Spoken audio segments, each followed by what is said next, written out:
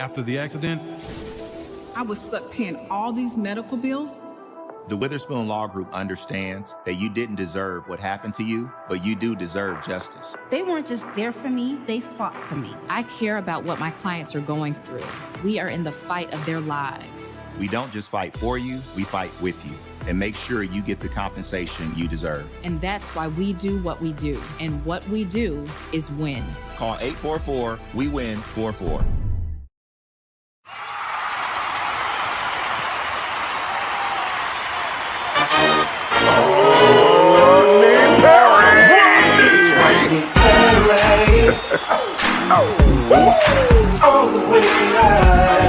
Get ready for America's #1 funny man.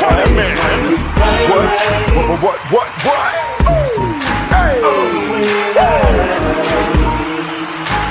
Make some noise. Ladies and gentlemen, from LA to New York, Chicago to Mississippi, let's give it up for America's #1 funny man, Rodney.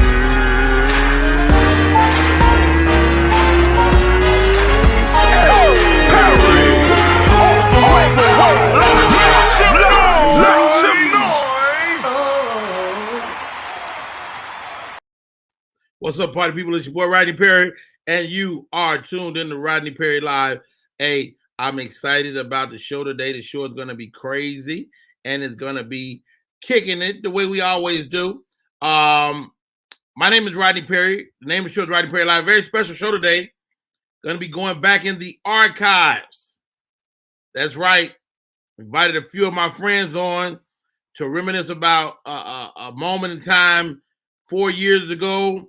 We traveled the world entertaining the troops, and I wanted to bring in a special co-host to kind of take this ride with me. Mr. Waitball, you there? Yeah, we definitely here. What's going on? First of all, thank you for coming on and rocking with us, man. Dude, we had a crazy time. And, you know, as comedians, we are always traveling and taking, you know, our careers, you know, away from our loved ones. And this time we took a trip, dude. We went to Djibouti, Africa. We went to where else did we go? We went to, I'll get Dugar to be more clear on it. But we also all of us stood at the base of the pyramids in Egypt, man, and told jokes. And it was an amazing experience. We went to Jordan. You know, when you hear people talk about the River Jordan in Africa, we were there. And it was so many appreciative men and women that wear that uniform that were right there with us. So I'm excited. That man is Waitball. And let me bring my guys on one at a time so we can all show them some love. All right. Our fearless leader.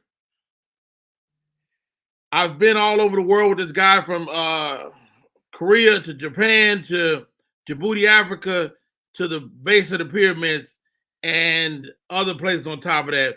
Mr. Daniel Dugar. What's up, D? Hey, man. What's good, Rodney? How you doing, brother? How you doing? Hey, what's up, Waitball? How you doing, Waitball? Yeah, man. D, man, dude. You had a brainchild many years ago to start doing these military tours, man. And not only myself, but you've taken tons of comedians around the world. What's rewarding to you about that? Giving back to the troops, man, and bringing comedians over that understand that. You know, it's, you know, we take a pay cut because it's a form of giving back to the men and women that serve this country and their families, the sacrifice that they make. And the reward of that is unmeasurable, man. You know, the morale, us taking time away from our families, going halfway around the world to bring them some laughter, man. It's truly a blessing. It's truly a blessing. All right. Up next, the next senior man of the crew. I felt like that Dre, could actually be in the military. Like Dre could really hit the push-ups. He could really, you know, he had his hat tight. Super comedian, man, Mr. Andre Covington, join us. What's going on, Rodney Perry, my man? Hey, Dre, man. Out of all of us, dude, I believe you could really throw that uniform on, and they would know if you was one of them or not. You know, it's funny you should say that because I got mistaken a couple times.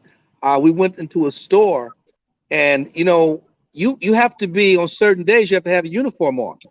And someone approached me, a superior officer, and asked me my rank and you know what was I doing out of uniform. I had to tell him I was one of the comedians. He laughed and backed down. And then he turned around and hit another dude in the middle of the aisle and made him put everything back and go back to the barracks and change. And I was like, man, sucks to be you. But it's funny you should say that. But he did. He looked me up and down, and I guess that guy was out of pocket. He made him pay the price. So they don't mess around. Hey man, it was great to get to travel with you guys, particularly because we formed a friendship, and I think that's beyond what we had before we got on those planes. Up next, man, they call him Danny Green, aka Black, aka well, he'll tell you all the AKAs. Welcome to the show, Mr. Danny Green. What's up, bro? What it do? What it do? This is your boy D Green, aka Black, aka Baby Dank. If you're from the East Coast, D Green. If you're from the East Coast, Midwest, or West Coast, and D Grizzle. If you're from the West Coast. Thank you. Wow. What up, D Grizzle? Man, let me tell you, it's a pleasure to be here. The only reason that Dre could be in the military because he walked around sleeveless everywhere he goes. So he got one muscle. Man, he got to be a gunner. Look at those arms. So, yeah, Dre. Hey, not to mention, DG, he tucks his shirt in his pants. Yeah. He tucked, yeah. Because I can. Yeah. Yeah. Indeed. No gun. But yeah, hey, right. Man, what's going on, baby? Hey, man, first of all, thank each and every one of y'all for coming through, man. We got a chance to see the world. What was your first impressions, Andre, as we began to navigate the world with each other? My first impression was the camaraderie. From the moment that we hit our circle together, it was all love. I hadn't seen Rodney in a minute. The last time we had worked together, we laughed the whole time. Danny Green, one of my golf buddies, Dugar, one of my best friends in comedy, and Dugar couldn't have put together. And as a promoter myself, I know how important it is to have chemistry, especially on a tour like that. We're talking a couple weeks together, and you can have attitudes, and people can, feel a certain kind of way. And we didn't have any of that, man. And from the moment we hit each other at the airport, or we were just bagging on each other, we was cracking jokes, we was laughing, we was sharing ideas. It was just a good time. And that's the first thing that hit me was the chemistry and the camaraderie. And then it transformed itself right onto the stage and how we hit the stage and performed. It was just, it all just built to a crescendo, and it just hit every single show. We just killed them, man.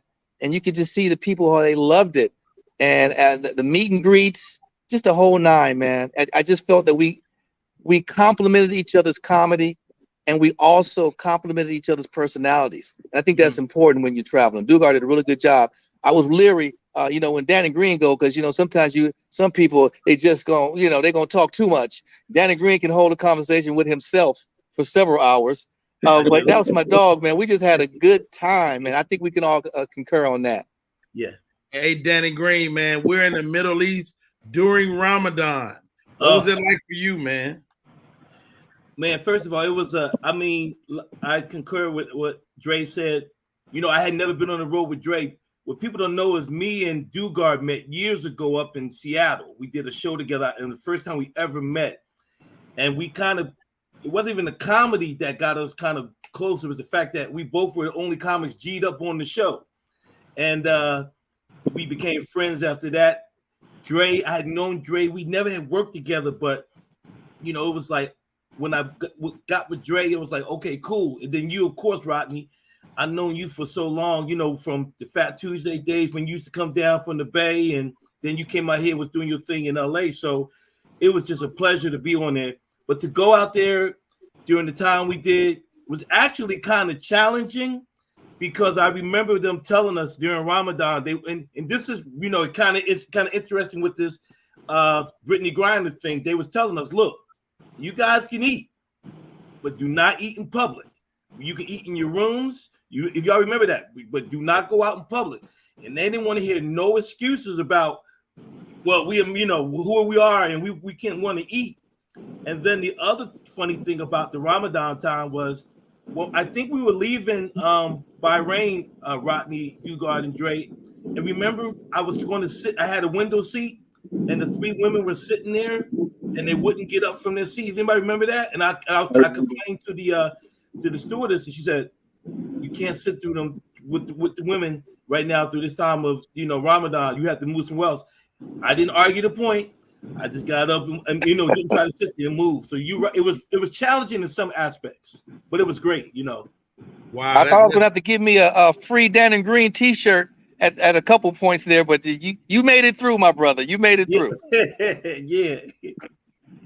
There we are after 22 hours of travel, man. It took a long time to get there, but it was worth it, right, Daniel?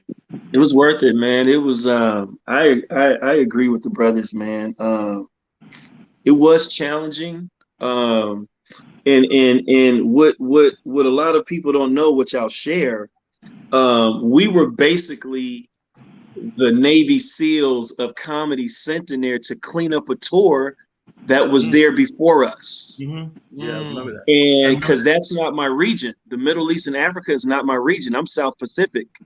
And the commander over there called my boss and said, "Hey, I need a comedy show to come in here and clean up this mess that we just had that was called a comedy show." And I called you brothers, man, and it was the perfect mesh of continuity. It just flowed so perfectly. And I felt that I was on the road with 3 friends, not just 3 comedians. And which later it showed itself, because you guys, were there for me when I had got the news of. And don't give that away yet. Yeah, right. Because, but man, it was a great tour, man. As we saw, the morale was through the roof. Yeah. And Djibouti, I had never remember Djibouti, the lady, she ran that whole base. Remember? Yeah. And we were like, man, this is a hybrid base. You got all 5 branches, and that 5th branch being the Coast Guard. And we didn't know how dope they were. They dope. The Coast Guard was gangster. They was gangster, man. But not to mention how hot it was, man, and how they had us in our quarters. And now, Shani, put that picture back up. That picture, for anybody watching, that is like, these are the men that operate the drones all over the world. Right. Yeah. And they took us in there. It's like a video game.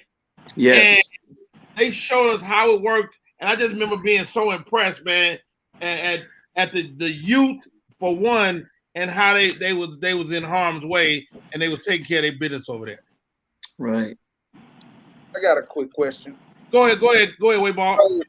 I know, Rodney, I know you spent some time in the Navy. Are any of the rest of y'all, have y'all spent any time in the military outside of this, or was that y'all kind of first experience? No, I never. And I think this is why I really a couple other tours before this one, but I think this was the one that really allowed me to gain mad respect for the military. I don't care who's in leadership in our country. I'm always going to respect the military, because we went places, like if you remember that one spot we went to where we had to drive an hour and a half, and they said we can't come back that night. I think we were in Jordan. Remember that? And we were only 40 miles from 40 or 50 miles from the war zone. And we stayed at that. We had to stay in the barracks on campus and on base, and to see some of the places that our men and services. That's why I lost my camera at. Yeah, exactly. Exactly. And I remember that. Because Rodney, ladies and gentlemen, what you don't know about Rodney Perry, he is the geek of cameras, all kinds. I mean, he knows that stuff. Rodney put together a video of us, and we didn't even know it was being put together. If y'all remember that, it was so hot. Yeah. But I just think that's when I gained this tour was when I gained a lot of respect because they went places from Jordan to Kuwait that we were driving through, especially when we was in Djibouti and we had to get into the military van just to go to a show. They had to get guns. Y'all remember? I was like, well, that was actually the place where we couldn't drive back because of the ambush. Well, that place we went convoy because of the ambush. Because of the ambush, we came back. Remember when we left the base? That's when they remember we left the base. We came back. Yeah. Moscow. It was when we were in, I believe, Jordan or Kuwait, where we had to drive hours away, and they wouldn't. They told us we can't come back at night. Was them guns loaded? Hey, we was thugs though, guys. Look at the picture. Yeah, we was. Look at that. Look at them. I hope they unloaded them guns first. I know Danny with a chest would have got toe up. I know. Y'all didn't give me no body armor. Y'all just said good luck. God damn. Everybody else. So one other question I got, because these pictures throwing me off. I can't tell whether y'all went, this was 10 years ago or 30 years ago, because some of y'all ain't aged the same. I say, Dugar, you doing good. Y'all might be living your life a little fast, man, because you can't tell. It could have been 2 years ago with Dugar, but the rest of y'all, some of y'all look like it was 20 years ago. Now, well, hold on. Dugar just worked last weekend. Dugar just worked last weekend, okay? If we all let our hair grow out, we all 85. Yeah. If I shave, that's how I look. Okay, you'll still be there if you shave. Okay, maybe it's just a gray hair. So how long ago was this tour y'all took though? 4 years. 4 years. 4 years in May. Okay, see, 4 years in May. You know what I was impressed about Djibouti was the female commanding officer. Yes. Because someone touched that earlier. Remember when we went to go meet her? She had just got through chewing out a couple officers. When I say chewing out, she was in their ass. Yeah. She was hitting tables. She was cussing them out. She basically undressed these dudes. When they walked out that room, they had to readjust their collars and had to think a second to get they had to regroup. And then she turned and looked at us. She said, "Hi guys," and she just changed her whole demeanor. Just changed. She said, "Come on in. I've been waiting to meet you guys." And she was the nicest, sweetest woman. But don't let that fool you. She also was a commander, and who later, I think she got elevated and became one of the highest ranking females in that whole region. So I saw, and I told her, I said, "I see your leadership." And those guys, I don't know what they did, but I guarantee you they won't do that anymore. She goes, "Oh yeah, they won't be doing that again." So yeah, she was. I was really impressed by her. Dre, you got a great memory. She was promoted to admiral. Yes. And she was a mother of like 4 or 5 kids. And remember, she came to the closing show and she participated. Remember, Rodney? Yeah. Vaguely. Danny, what were you saying? No, I was gonna say, if you guys remember, we went to a couple of bases that women were in charge of. That wasn't the only base in Djibouti that we went to. I think it was another one. I think the one in Jordan was also being ran by. But you know, it was. I think. I feel like you're making that part up, Danny. No, it was the whole trip was made up, but we never went. We never went overseas. No, I don't think there's another female on her level. No, not her level. Yeah. Oh, you know what? The base that we went to that had another female leader was the one that had that Philly cheesesteak place. Remember that one? Remember we it was the spot that we had to chill inside for a little bit, and we wound up getting haircuts and stuff there. It was that base. I know what the hell I'm talking about. Everybody else's memories. Shouldn't everybody have the same memories? Hey, I'll tell you what I won't forget is Dugar feet. Now I remember that. How about that? Huh? Hold on. Let's save the feet for later. Oh, okay. All right, guys. Save the feet. I mean, shots fired. Shots are definitely fired. Dugar, what was the order? Because where did we go first? So we did Bahrain, Kuwait, Jordan, Egypt, Djibouti. Yeah. Because remember, it was 26 hours for us to get back from Djibouti because we went through Qatar and then I London I Heathrow. felt like we went to Egypt last. No, No, we No. went to Djibouti last. Djibouti was last. We went to Jordan from Egypt. Because remember we said how we were staying in all of these great hotels, and then the last trip we had to stay in the barracks. That's how I'll never forget it. you're right. Yeah. Yeah, we actually stayed in a container. Container, shipping Like containers. the shipping containers that we actually lived in those for a couple of days. Yeah. So let's talk about each city. Bahrain was beautiful. Yes, it was. I think I got some pictures of the Bahrain hotel we stayed in. Oh, It Five was star. an immaculate hotel. Man, first of all, I've toured before. I went to we went to the pack. That's Bahrain. hotel. Man, we were over there, and when I tell you these were $1,000 a night hotel rooms we were in, Yeah. but you couldn't go outside, and room service was only available in the evenings. Man, talk about Dannon. Talk about your time in those plush hotels. Well, first thing I want to talk is about Bahrain. The most impressed thing impressed me about Bahrain, y'all, if we all remember, was when we went to go see the Tree of Life. Remember that? There was no water around, and there was a tree in the middle of the desert. I think I have some pictures of the Tree of Life. Yeah. If you see us standing around a tree, Shiny, that's what he's talking about. So what's remarkable about it then is there wasn't no water source around it, No right? water anywhere around. That's why they call it the Tree of Life, because they still don't know how this tree survives in the middle of the desert. But to answer your question, it was between Bahrain and the one we stayed in, Kuwait, that hotel. The one that when we had breakfast in the morning, the food was good. Remember they had the 2 swimming pools that go out to the sea. That one, that hotel that's the one that when you knocked on someone's door, your picture showed up on the screen. I mean, we stayed in some spots, man. I pretty much got spoiled. I mean, it was just unbelievable. I was very surprised. I don't know about you guys that we stayed where we did stay. It was just the hotel. I wasn't surprised. I was very grateful. But it reminded me of, it's like we signed a NFL contract and we got all the money and we were living a lifestyle. Then by the time the tour ended, we was out of the league and we had ran out of money. No, when we got to Djibouti, we got traded. Yeah, we was cut. We had no money. We got divorced, and we was living in a container, as Rodney was saying. It was practice squad. We was on a practice squad, the scout. Yeah, it was. But you know what? At the same time, man, I still felt grateful that we was performing for the troops.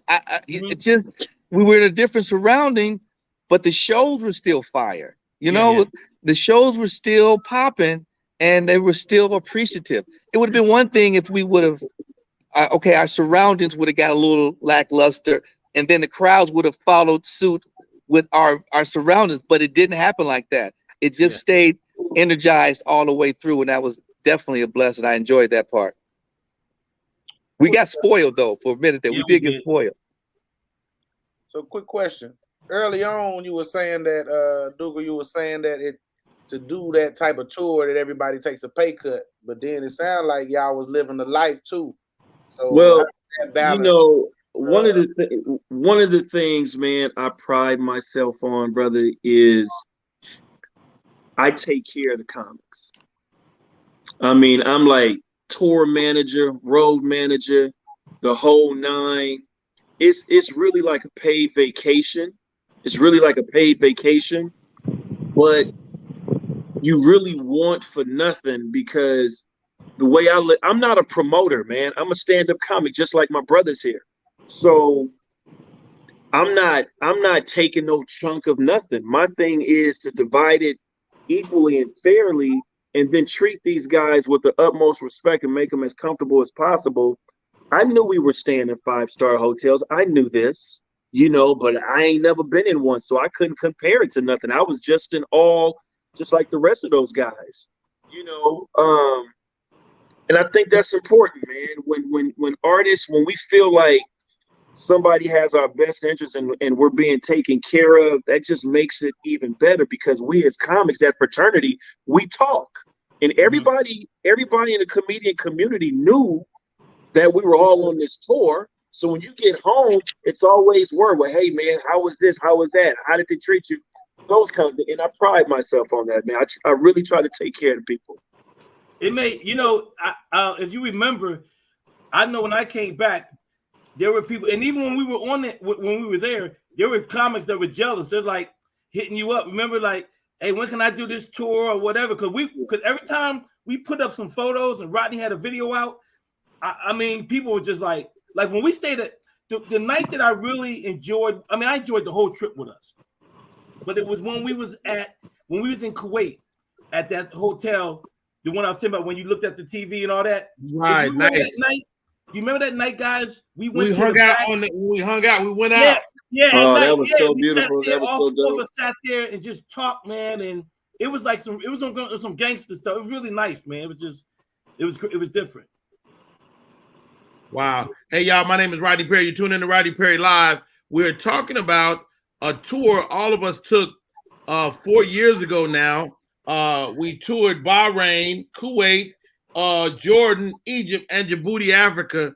Dugar, man, when you get the word, well, let me ask you this, dog, because I don't know if I know this or not. I'm coming off a stroke. Did you ever have any reservations about even bringing me? I wanted to bring you because you understand the military. A lot of folks don't understand that with the military, white ball is there's no gray area. It's this or that. Yeah. They don't play in the gray.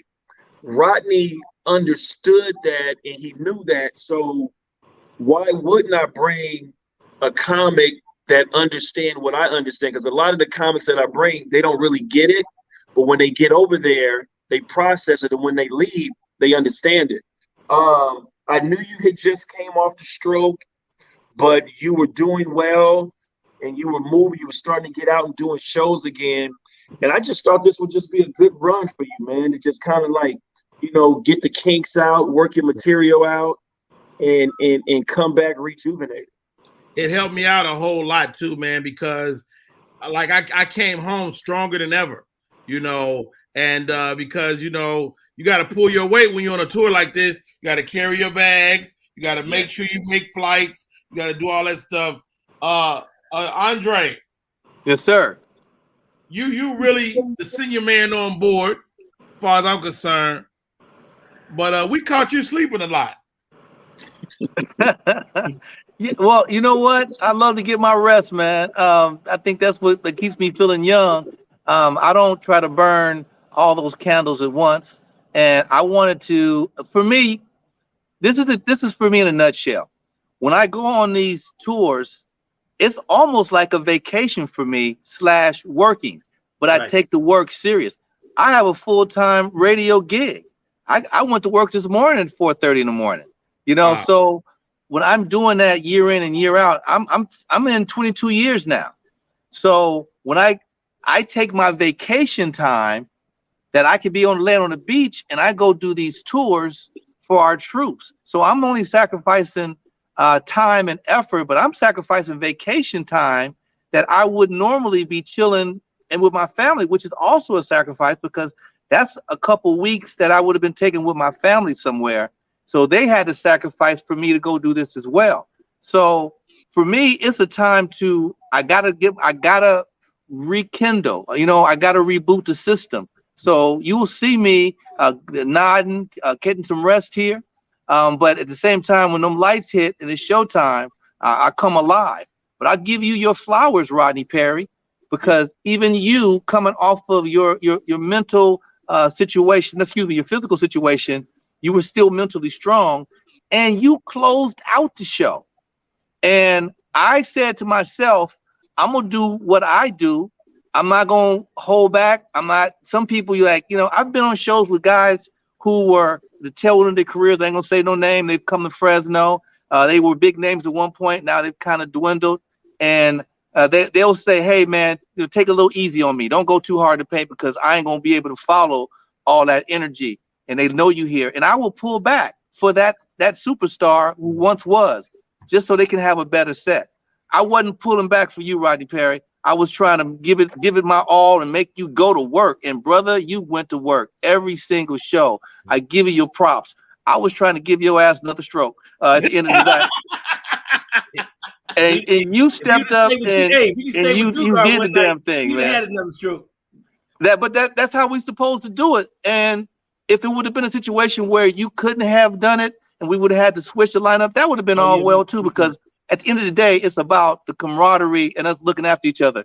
But hey, man, you answered the bell every single time. So, man, to you, my brother, I give you your props, Rodney. You impressed me, man. You always have impressed me. I'm not gonna say, but to come off of what you came off of, and you didn't come in and say, well, hey, let me open up the show, take it easy on me. You was like, I'll close it. I'm Rodney Dammit Perry. I'm ready. Let's go. I'm here. So much love to you, brother, on that. Hey, man. So much fun. Hey, let's talk about this, guys. Your connections with the troops. We dealt with Army, Navy, Air Force, Marine, and Coast Guard. We connected with a lot of people, man. And it helped me. How about this? It helped me this year with this. My daughter gets called to go to Djibouti, Africa. Wow. And I told my daughter, I was like, you don't want to go to that base. That base is some bullshit. I've been there. I got a chance to tell my daughter, don't go to that base.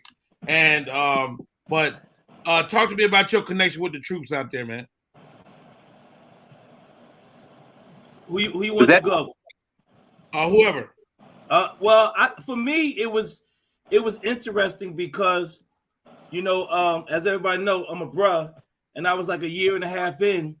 So to go overseas, and I ran into so many Qs over in different bases, you know, it was that connection there, and being able to talk to have something in common.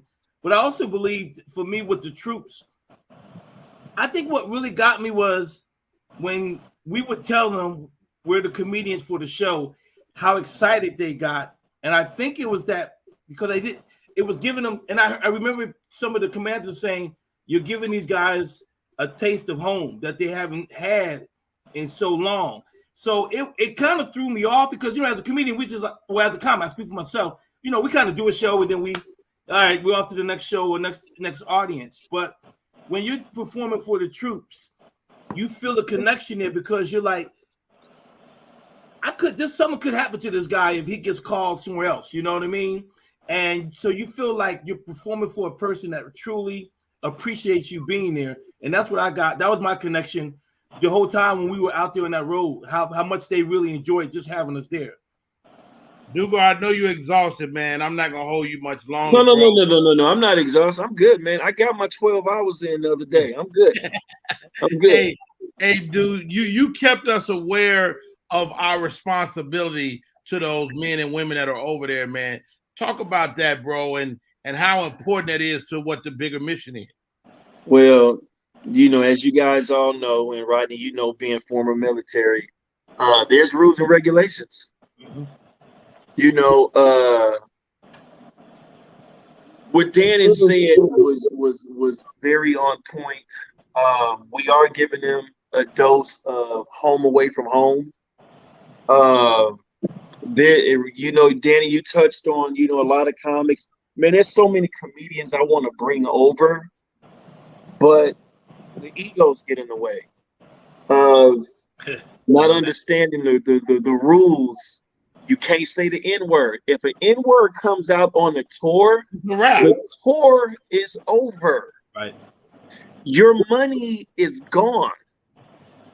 And then there's the possibility of me losing my contract. Mm-hmm. So cats get mad at me for that, but they don't understand the bigger picture, man. I say this all the time because I just had some guys that just ended a tour the other day, and they understood it. It was their first time in Korea. They loved it. They put the work in and they got down. If comics come over thinking it's a money grab because they say it's the military, If you're talking about money, I ain't booking you. And Danny, you know, I just won't call you back. Right. If you're not coming for the troops, and I don't feel that, I'm not returning your call. And cats be like, yo, man, you didn't call me back. Hey, man, I moved on because you answered my question. You was talking about money, money, money, money, money. It's the military, military, military. That's not what this is about. You know, and no, that's the bigger picture, man. A lot of people don't get that. They think it's a Brinks truck rolling backwards. It's about those men and women. Rodney, you were one of them. Your daughter is one of them. You know, and that's the big mission, brother. You know, they call me the Black Bob Hope of the military. You know, because of the tours that I brought. We batting 1,000. We haven't missed. All the cats that we bring over, everybody can follow everybody. That's not even the issue. It's the camaraderie. Can I put this ego with that ego and that ego and that ego and still let them be artists? So when I will say this. Yeah. I will say this, D. There was definitely zero egos. Zero. Way ball. It was zero egos because they started roasting Dugar. And I was like, y'all better leave Dugar alone, man. Danny Green, first of all, let's get the whole story. So Danny Green, Dugar is killing Danny. Killing me. For a week, 2 weeks. And some kind of way, Danny Green found out. Well, you tell the story, Daniel. What did you find out? Well, what happened was Dugar was killing, you know, because Dre, and don't get it twisted, Dre is sneaky with his. Dre be getting his, Dre be getting his bag and in on you, okay? Let's go ahead and get that out the way first. So I believe we were on one of the vans or trucks, buses, and we were going back and Dugar was killing me. They was killing me, Rodney and them. So we doing our thing. And we get to, this is the second stop, so I think it's Kuwait. And this is when we had to stay overnight at this one base because they told us we can't travel at night. So we stand at the base, and Dugar and I are roommates. And I believe Rodney and Dre were roommates. And Dugar came in there like, oh, man, I'm tired, man. Let's just chill. And he took his shoes off. And ladies and gentlemen, when I tell you, I thought the death of Queen Mary and everybody else was in that shoe. Man, and you understand, we're in the barracks. We're not in no big room. We're in a real small room. And when that hit my nose, I said, Heavenly Father. You ever pray and don't even know why you praying? I just said, Heavenly Father. And I told him straight up, I said, man, burn those shoes. Get rid of them. He was like, oh, no, these the shoes. I'm like, nigga, those your feet. So that was the first time you used the N-word on tour, huh? You had the first time. I said, wait, ball. So now this sent Dugar on a mission to get some new socks. Yeah, but it ain't working. We can't find no socks. Ain't no socks nowhere. Ain't no military issue socks. Dugar had to wash his feet. Every time we would get ready to go around, like, Dugar, you gotta wash your feet. So we get on there, and that was the first time because we was killing each other. And when I said something about his feet and everybody on the bus died, Rodney said, shots fired. And that's what we got wait, ball. I'm gonna tell you something. Dannon tore my ass up. He gave me the business to where I was like, I just gotta take it. Yeah. Because we took it. If he said, if he said, I don't like what you eat, I said, well, nigga, I don't like your feet. That was a running joke for about the rest of the tour. The rest of the tour, yeah. There was a running joke because I remember because I didn't know where you guys' room was, and then I saw them shoes sitting outside the door. I said, "Yeah, they over there." They over there, man.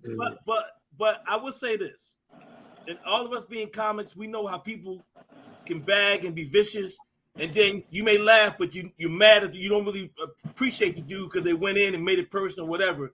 But we talked about each other for a couple weeks, but it was nothing but laughter the whole time. And when it came showtime, we prayed. We made Yes, we sure, did. and we went out there and did it. And we hung out late, and we were playing that game. Me and Rodney, The little shuffleboard thing. yeah, Shuffleboard. Rodney got a little attitude. Rodney can get a little attitude, ladies and gentlemen. He can be a little mean. He competitive. He got mad at me. You ain't winning. I was like, oh, hey, slow down, bro. I'm on tour, man. What was that game though? Shuffleboard, is it? Shuffleboard. I don't know if it was called. It was called some. It was fun though. We got to play. It's sand on the thing. Yeah, the shuffleboard game. That was fun. That man, we was serious. Yeah, we was getting up out our bed to go play that little game in the middle of the night. Hey, we were all super competitive. Dugar was running the ping pong table. You wasn't beating him in the ping pong. Rodney was dominating in dominoes on a one-on-one. Everywhere we went, killing everybody. Rodney was like, "Who the best domino player?" And Rodney was taking him out. But this was what's irritating Rodney. I figured out how to win. I'd get behind a weak player. We play like a four-person game, and I would always win those because I know where to put myself at. And Rodney be like, "This brother keep winning." I was so mad. He was mad because he's competitive, but one-on-one, Rodney played them bones. He played them bones, man. I wouldn't mess with him one-on-one, but if we get in the group, that's when I was shining. Rodney make you feel like your dominoes are see-through. He's told me. He's told me about his numbers. Hey, those Shiny, give me those pictures again. Those from the current tour. That's from Dugar's current tour that just went over there, man. D, let me ask you this, man. You've been off for 2 years, man. What was it like to go back? 2.5 years. Wow. It was the morale was crazy. This base right here is the headquarters. This is Humphreys. There's 60,000 troops on this base. Wow. In Korea. It's the biggest base that we have outside of Fort Hood. It's the biggest international base. The morale was crazy. Like I say, man, I just been fortunate and blessed, man, to be able to put good tours together with the right energy, man. Hold on, stop right there. Dugar, did you dress these boys up? Yeah, man. You know I gotta hook them up, man. Who are those two? I know I seen. So that's Lance Woods is in the middle. Dope comedian, dope, right? He's Tony Roberts' opening act, super funny. And A-Train is the other brother out of Duval. He's like one of the #1 cats on Carnival Cruise Line. And he's dope. And he also opens for DL in certain regions. Right. Good guys, man. Good guys. Love them guys, man. Hey, you couldn't have went back out with a better group. I'm sorry. Remember when we went to we were in Korea, we was at that one base where we all got haircuts? Were we on that one, or was that the other last one? No, that was Djibouti. That's Djibouti. Yeah. Djibouti was it, yeah. I mean, that's the great thing about these bases, man. They had every single thing and anything you could possibly ask for. Yeah. Yes and no. Y'all remember this? Now this is the highlight of my life right here. Yes. We at the base of the pyramids. That is not a postcard. That's us standing there with the pyramids in our background, man. And it was amazing.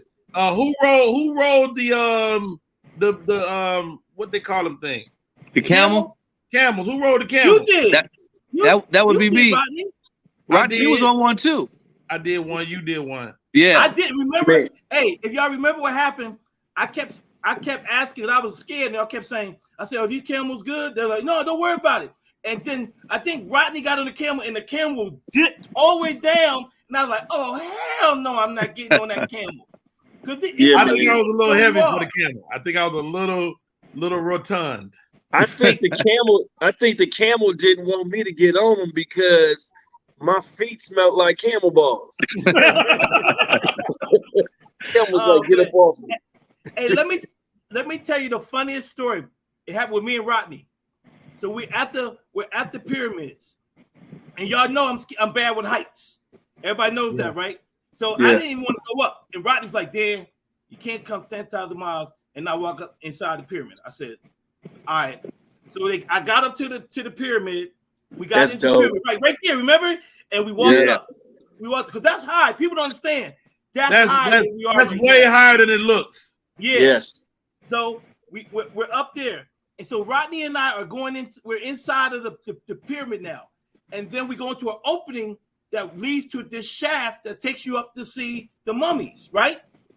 So the pharaohs and stuff. So Rodney, like, let's go up. I'm like, Rodney, I can't do it. He said, Dan, you can't come 10,000 miles and not go do it. I said, all right, let's do it. So as we got ready to walk to the shaft to go up in the shaft, because there was only like 2 ways to go up and 1 way to go up and down.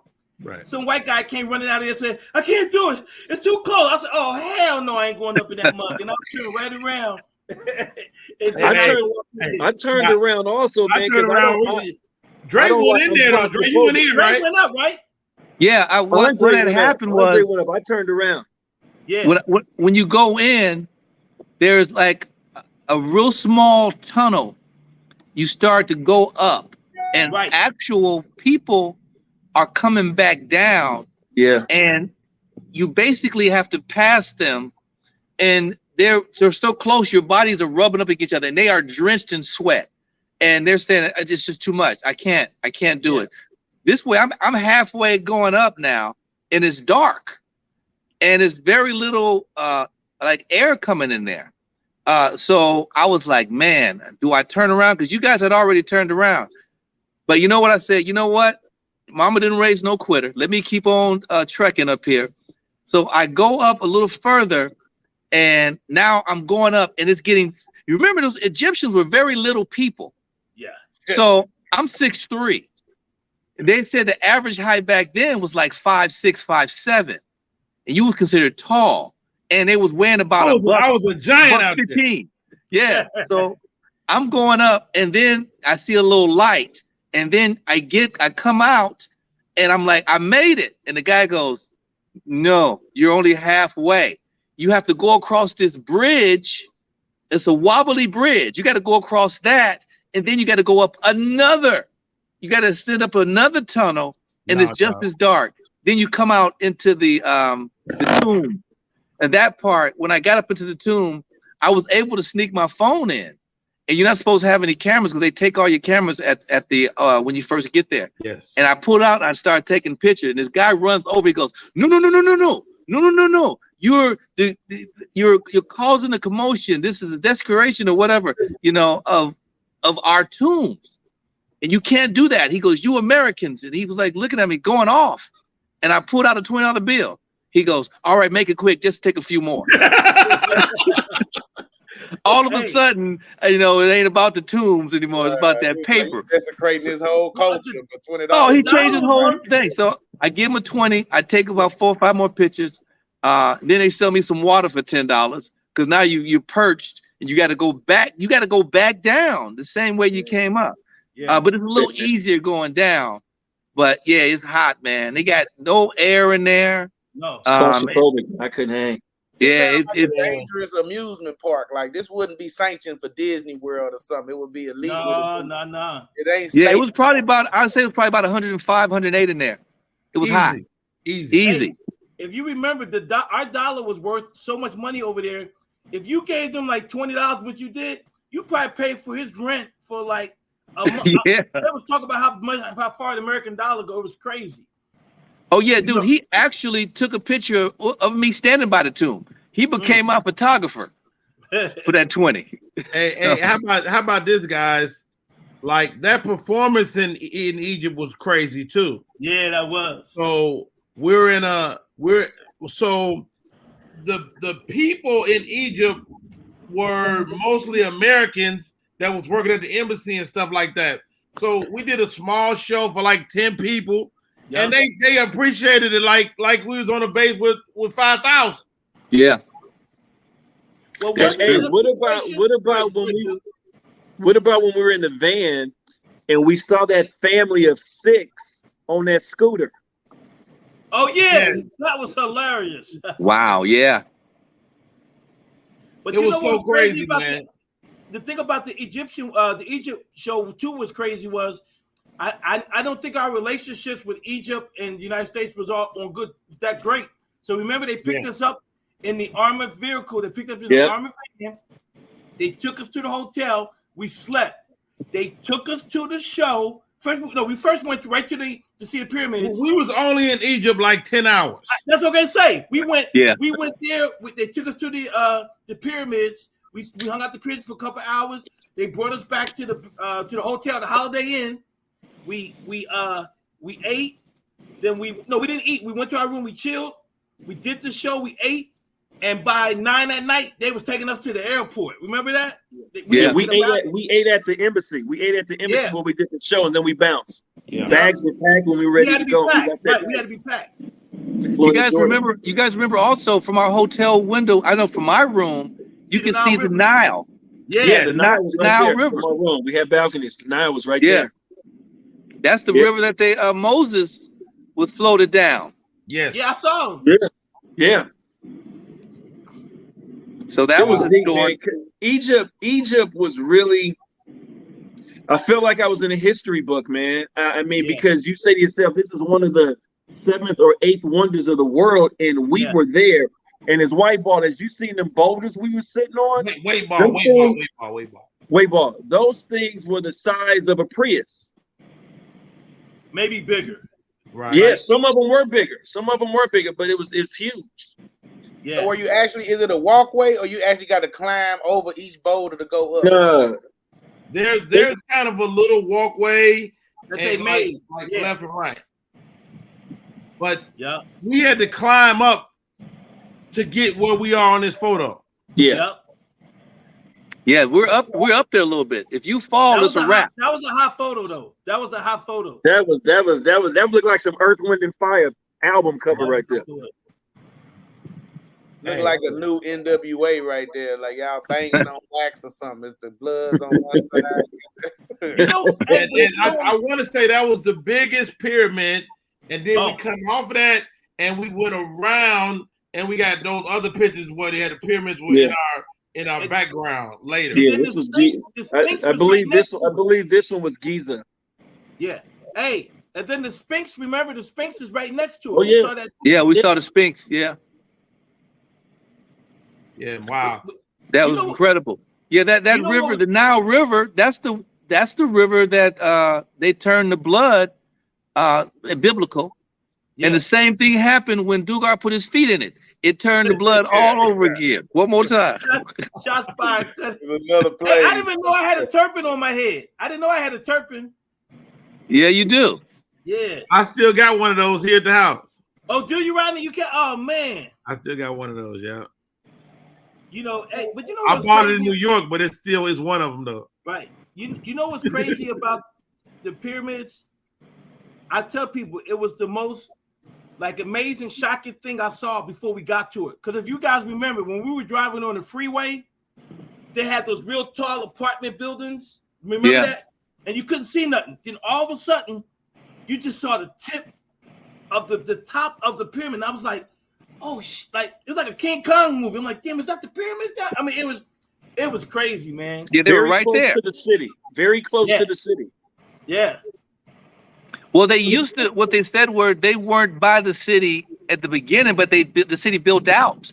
So they just built out and they just got closer and closer to the pyramids because of the growth of the city. Yeah. So you have no idea how many people, I don't know, Rodney, if it happened to you or Daniel or Dre, but you have no idea how many people said, man, one of my dreams, one of my things I want to do in life is see the pyramids. Like, I had people really tell me that. You know, I get that a lot. Yeah. Yeah. Yeah. Would you guys go back? I would go back. Yeah. I'm not talking about like on a tour. Would you just go back to visit Egypt, like with the family? Now my family, that shit was scary. Like, I'm right now. Yeah. I wouldn't want to take my wife and kids, but I don't know. Maybe. I mean, you know what, Dugar? I would go anywhere in the world if the money was no object. But you can't go to some of these places without real money. Yeah. Right. Like, you don't want to go to Egypt on a motherfucking bus fare. Yeah. Right. And that's funny because as poor as the countries are, it still costs a lot just to get to them. You know what I mean? And remember, on this tour, we were supposed to do a show in Dubai. Yeah, and it got canceled, right? That one got canceled. We were supposed to do a show in Dubai, so yeah. Hey, I want to say something though. You know, what really is and I think it's good that I think Rodney and I know Dugar and I talked about it a lot. When you travel, because of all the stuff that's happened with Brittany Griner and stuff like that, but people don't understand, and I think I want to just throw it to us, to you guys. People don't understand how important it is to follow travel rules, because remember when we stopped when we stopped at Kuwait, and I don't know if it was Rodney or Dre, but somebody, when the guy at the customs says, "What are you guys here for?" and someone cracked a joke. I don't know which one it was. It was you. Guy, you did it. Damn. Okay. You did that. Yeah. He gave us a look of death. Like, I'm going to ask you guys one more time, where are you staying, where you at? And that's when our guide came up. Remember? Because we didn't even know. He said they're with me. You know, he said he's staying up there somewhere. He gave him like a crazy name and kept it pushing. But I was like, is this the chick, Dre? For what? The one you was talking about, that was the CO. Yes. Is that Djibouti though? I think that is Djibouti. Isn't that Djibouti? That doesn't look like Djibouti though. I think that's Djibouti. That's her. Yeah, that's her. Okay. Yeah, Danny, you're so right about that, man, because that's probably one of the reasons why I wouldn't take my family, because we traveled under, protection. We had someone, we had a liaison, someone who could, in an emergency, speak for us. We had connections with the, embassies and the military. You don't have that if you're traveling abroad by yourself. Remember when we went to Djibouti, when we were in Africa? No, Ethiopia. Remember the guy said, "Hey man, don't let your bags hit the ground, because they're gonna take them and you're gonna have to pay extra to get your bag." That's inside information. He said also put your jewelry travel with you. Don't put it in your suitcase, because they'll go in it and get it. It's a lot of things that you don't know, that you're not privy to information, and they give it to you. That always helps. You know who we didn't shout out? Our guy. What was that dude's name, Dugar? You remember him? What guy? The white dude that made sure we got in everywhere. No, gets no shout outs. He gets no shout outs. He gets no shout outs. Oh wow.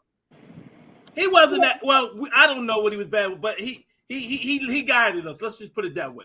I don't know the ins and outs, but he guided us. He definitely obviously did the minimum amount of work to make it. Yeah, he definitely did. I mean, he knew the game, but that's a whole nother story. That's behind the scenes. Right.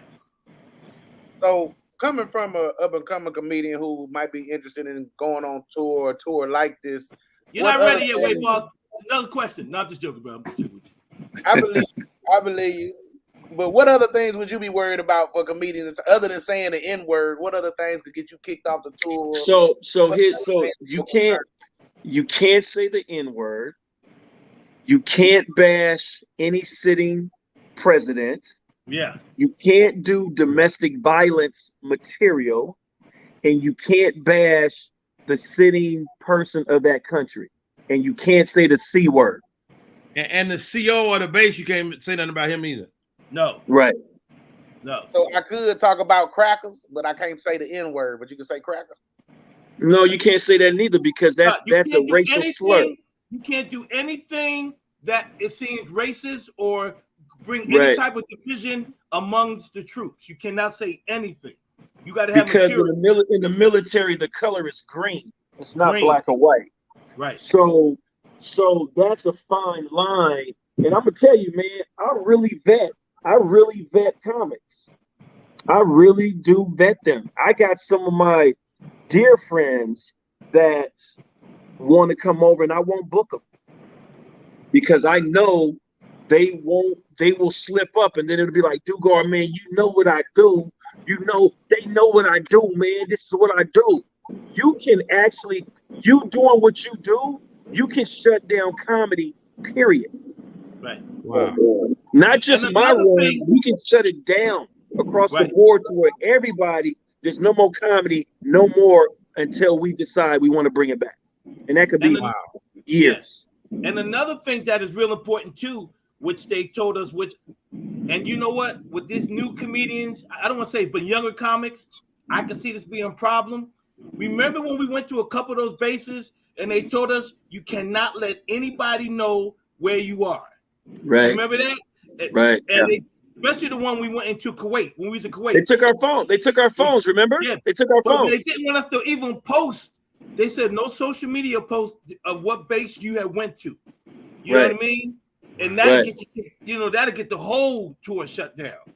And then what it does, it puts those troops on that base in danger. And you, Wayball, what you gotta understand, we were privy to go to some spots that civilians and other contractors don't go to. Yeah, right.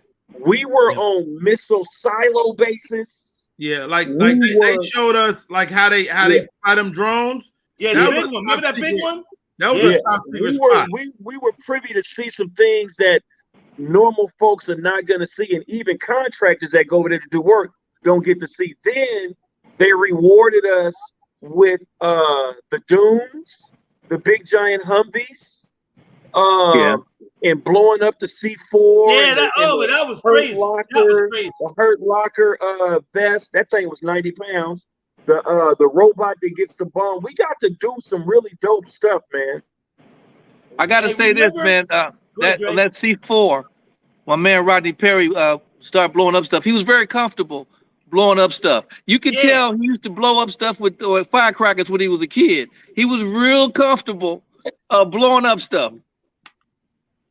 Hey, remember that seat? That was a little bit.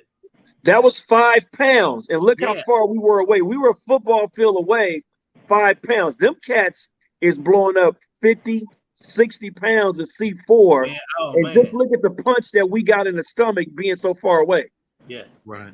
Hey, you know what was crazy? When we went to that one base where, remember we were, we had it was the remote control cars, we had to try to move them. And that was the same base where we had to. That was the EOD. That was the bomb removal people. Right. Yeah. And we put the we went and put that piece. I don't know what it was, that big body suit on. Yeah, the hurt locker bomb. Yeah, we had to do push-ups and pull-ups in it. That was crazy. Yeah. So yeah, man. Hey, some great days, man. How about this, guys? We drown to the end. What do you guys want to leave folks with that'll get a chance to watch this video, man, with your experience? Let's start with Andre Covington. Well, first of all, thanks for having me, Rodney. I definitely appreciate you, brother. One love to you and your family. You're just a stand-up guy. I was hurt that I missed your birthday. I wanted to hit. Oh, we lost Dre. Hell. I caught around with Dugar.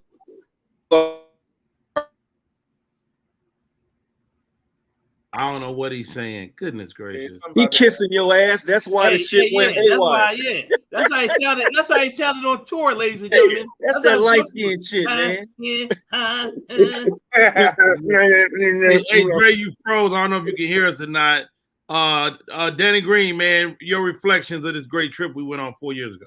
One, the first thing I want to say is that it definitely gave me a different perspective of you, Dugar, and Dre in terms of our friendship. Me and Dugar have always been, we talk all the times, but just, me and you too, Rodney, you know what I mean? But we never been, when you're on the road with somebody, it's a whole different thing than seeing someone at a club at night and then going home.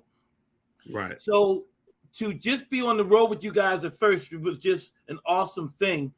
What I really learned, and like I said earlier, what helped me, this tour did for me, it really made me appreciate the United States and appreciate our military. Wow. I know we ain't perfect. I'm not going. This is not no political statement. I know we're not perfect, but to see the men and women and where they serve to protect us from when we're sleeping at night, you know what I mean? And some of the places that we had to go, and some of the heat that we had to feel, and the places, I just really, really gained a new respect for the military. And anytime I'm out or I see them in the airports, I just thank them. And I just want to thank Dugar really for putting me on the tour. I had asked him a number of times before, and he finally started. You know, I got the first tour to Japan, and then the next one with you guys, and then again, just the friendship I have with you, Dre, and Dugar, man. Just it really it made you see that there's some good guys in the comedy game, and you can just have fun with guys, man. And it's nothing attached. There was no agenda attached with our whole entire tour, and that's what I got from it. Dre, you got cut off, man. Any final words as we get ready to get up out of here? All right, man. Sorry about that. Yeah, if I just want to say, first of all, happy belated birthday. I'm sorry I missed calling you. I was dealing with some COVID, getting some rest on that, so I missed showing you some love on that day. What I'm gonna take from this experience, man, I think this was a once in a lifetime experience for us as a whole. I think it's something that we'll all remember for the rest of our lives, and it's something that connects us forever. Whenever I see Dugar or Dannon or Rodney, man, we're gonna laugh and we're gonna talk about Djibouti. We're gonna talk about the pier. We're gonna talk about this every single time we run into each other. And I think if any other comments can take from our experience, it would be to leave your egos at the door. Yeah. Embrace the experience and embrace the moment and just have a good time. Because if you go over there, you tripping or who gonna close the show, who gonna open, how much time you doing, how much you get paid, you're gonna miss out on the whole brothering experience that you can have. And shout out to my man Daniel Dugar, one of my best friends, who puts this together. It's a lot of work, but he don't miss a beat, man. He's good at what he does. He don't miss a beat. So and he's providing us with these experiences that otherwise we probably would never get to experience. So I'm eternally grateful and definitely enjoy working with you, brothers. It was a great experience. Same. Dugar, we got to go halfway around the world together, man, on more than one occasion. On this trip, you had a loss in your family and you had to still stay solid and lead us. Man, how were you able to get through that, man? Wow, man. You know, it was tough. You know, we're human. We're human. You know, it's crazy when you get the call from your younger brother saying, "Hey, man, Dad died." You know, and I'm on stage trying to hold it, and then I broke down. I broke down crying. I couldn't control it, and you guys were there for me. And Dre, you took over the hosting spot, man. You know, that meant the world to me. And I love you brothers for that, man. And I believe it's time for a reboot. Wow. I think it's time for a reboot with this group. Hey, I'm down like 4 flat tires, man. For me, Daniel, Andre, Dannon Green, man, it's just like you go through this game of comedy and hopefully you meet one friend. And I feel like we earned several friends as we travel this world, whether it was standing at the base of the pyramids or miles from the River Jordan where Jesus walked, or whether it was Bahrain, Kuwait, or Djibouti, Africa. We had to go through all of these spaces and have a life lesson to respect another man that don't look like you. You know, that's from another place around the world. You know, it's pretty girls everywhere. It's high-rise apartments everywhere. It's this world has a lot of beauty to behold. And as Americans, you think it's only in America, but it's not. It's all over the world. And Dugar, I could never thank you enough. One of the reasons I want to do this show is to just say thank you, bro. You know, thank you for having the mind to think of myself and these guys and take us, man. And thank you, man. Thank you. You know, you take weight ball next time. Hey, yeah, absolutely. What you said, Rodney, about that, man. Think about it. When we were in Djibouti, man, you know, I'll just say this, man. We complain as Americans about things that are just stupid. And here we were in Djibouti where we saw people living in shanty homes that just made you cry, you know, and people starving, man. But look how the kids were welcoming us and smiling and wanting to play and all of this, and they don't have anything. They don't know when they're gonna eat again. They definitely don't have clean drinking water. And we just really take a lot of things for granted, man. So we need to be truly appreciative, man. And mad respect to our military because they allow us these liberties to do what we do. You're so true about that, man. I tell my kids behind me, I got a swimming pool in my backyard. We saw kids swimming in a dirty pool of water. When we were just a little water, and they were in there jumping around, having a good time.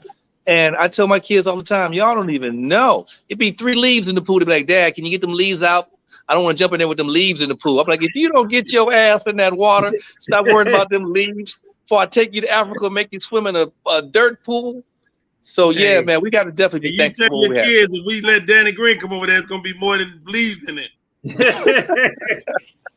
Hey man, I just think that again, Rodney and Dugar and Dre, again, man, I think when you really get a chance to tour like we did, this was a different tour. This wasn't like the career tour where you're going to Korea and it was beautiful architecture everywhere.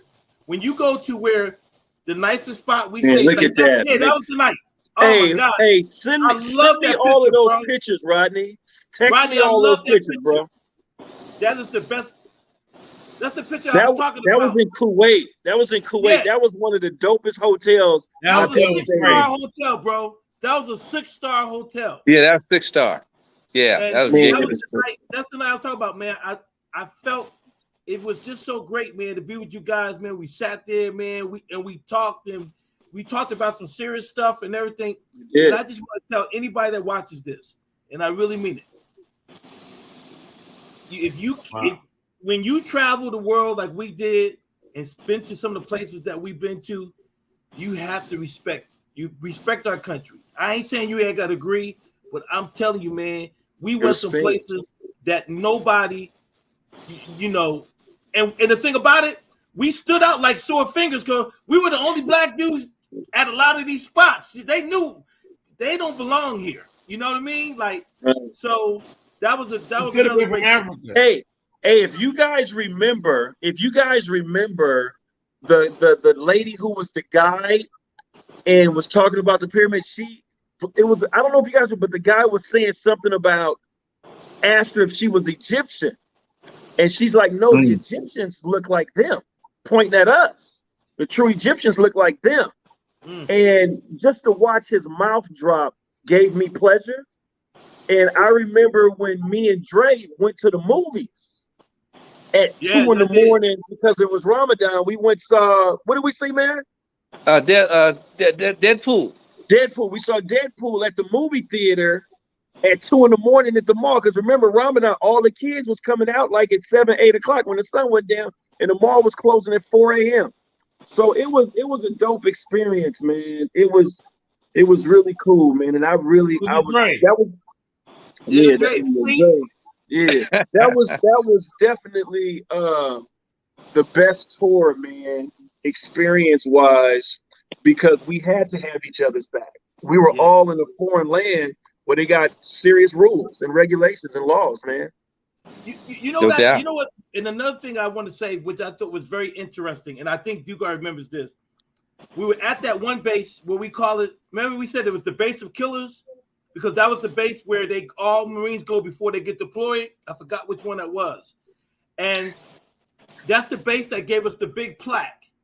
And we were sitting around the table, and Dugar said, which shocked us all, because this is when Trump was in the White House. He said, well, how do you feel about who's leading the country and blah, blah, blah. And I never forget what that Marine said. He said the coldest shit I ever heard. He said, we don't care about who's leading us. He said, we got a job to do, and we're going to do our job. And that's without hesitation. And remember, we went to the big giant mosque. Did we go to that mosque? Oh, yeah. Man, that was a trip. That was on that base, I think. I think that was on that base, that same base. But when he said that, man, I was like, these dudes ain't no joke. And that was the base that we got to hang a lot in the we went shopping a lot in those in the annex. If y'all remember, at night a couple of times we going hanging at the annex, going to get food. But, trying to find me some shoes. Yeah, some socks, and some foot spray. Yeah, but nah, man, I just like I said, man, Rodney really, like, just like you're seeing it right now, ladies and gentlemen. Rodney was the one that, you know, took all the pictures. Mostly had all the pictures and the cameras, and I mean, he really kept us, you know, the memory for us in a lot of, you know, cases. That was Egypt right there. This picture that was in Egypt at the embassy. Yeah, that was in Egypt. Yep. Oh, wow. Was that Egypt? Because all those girls were school teachers. They were all school teachers teaching the kids. Wow. Yeah. Hey man, Rodney, send me those pictures, man, please. You ain't got those? I'll make sure you get them. I don't have them. I don't have none phone. of those anymore. I got them. They're just in my other phone. I don't have any of those anymore. All right, guys, man. Great walk down memory lane, man. I can't thank you all enough. Any last words, weight ball, man, you take from this our old man reminiscing? Yeah, well, you know, it just made me think I need to take good care of myself because 4 years could look like 20. You take the wrong. Hey, leave Danny Green alone, man. He said he shave. He can get 10 years back just like that. Right. Well, Danny Green can still do them hands too. You sleep, Andre. All your sleeping pictures, you look like a young Lionel Richie. I don't know what it is, but I can look at it. Gotta get some rest, baby. Gotta get that rest. I see you. Hey guys, Bob, man. Can I give some advice real quick? I've never seen your comedy. I don't know your style yet. But if you're dealing with Rodney, you got a good dude that's really that's right. That's right. Overseer, if I would say. That's right. That's real talk. Learn from him, bro, on the real. And if you really want to make it in this game, learn from him. Rodney done did everything from TV to film. Hey, real quick before we go, how do we stay in touch? Danny Green, how do we stay in touch with you, bro? What's your social media? Hey, you can follow me on DanninGreen66, DanninGreen66, and I'll be screening my documentary movie in Philadelphia, Pennsylvania, October the 22nd at the Pennsylvania Academy of Arts and Design from 4 to 8. Please look out for that. My documentary that I produced last year, The Executioners, and you can find me on Instagram, DanninGreen66, and Facebook, Danny Green. Thank you. Perfect. My man, Andre Covington, man, how do we stay in touch, bro? I'm on the witness protection program. You can't find me. I'm hiding. But if you need to find me, you can find me on Instagram, Laugh with Andre, just like it sounds, Laugh with Andre. And you can catch me. You can see me streaming every morning on the Greg and Dre Morning Show, Q971.com. You can log on and check me out. The #1 morning show in the Central Valley, Greg and Dre Morning Show, Q971.com. My man, Daniel Dugar, how do we find you, bro? Hey, man, you can find me at Dugar007, or you can find me at Daniel Dugar Carnival. Ooh. Hey, and finally, Mr. Wayball, thank you for stopping in with us, man. You really help settle us down. How do we stay in touch, bro? Oh, I'm on all social media as Weight Ball, like 8 ball, but with a W. WEIGHTBALL. I'm easy to find. And finally, Miss Shani Scott on air. She is the engine behind Media Room 360. Shani Scott, how do we stay in touch? So, well, we can't stay in touch with her. We can't hear her. There she is. Yeah. Okay. You muted. Everything Media Room 360 TV. Everything Media Room 360 TV. I love it. Hey, guys, my name is Rodney Perry. You're tuned in to Rodney Perry Live. We do these shows every single day, and you never know we're going to have a special one like this. My name is Rodney Perry, and you're tuned in to Rodney Perry Live. Let's go!